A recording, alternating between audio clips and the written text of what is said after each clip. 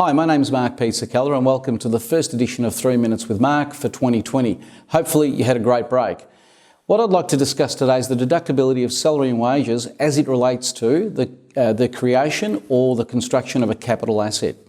Now, while you were taking holidays, just before Christmas, the Commissioner came up with a tax ruling called Draft Ruling 2019/D6, and it talks about this very issue. Now, you might say, what's so exciting about that? Isn't salary and wages always deductible? Well, apparently not.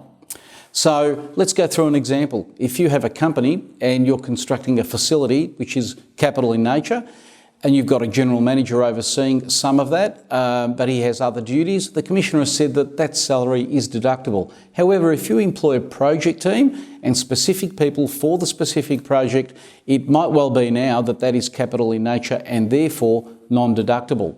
Let's take it one step further. If you employ some contractors, same thing. If it's for that project, it will be non-deductible. But what if you employ other people where they have a dual purpose? Some of it might be in relation to the construction of that facility, which is capital.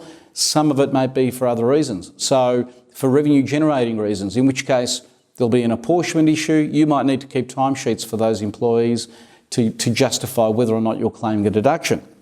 Now, some of you may not be aware, but a big tax focus in a lot of tax cases does relate to the deductibility of items. So it's controversial.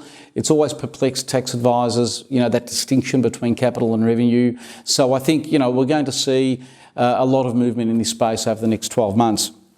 But unfortunately, the central question remains, should you be claiming a deduction for salary and wages all the time because it's a period expense? Or do you need to look at, well, what has that salary gone towards making? Has it gone towards a capital asset? The Commissioner has made his views clear now. The other thing to point out is that it's retrospective in nature, this particular tax ruling. So if you've claimed deductions in the past, you might need to go back and revisit those. Thanks for listening. See you next time. If you have any questions, feel free to give me a call. Speak soon.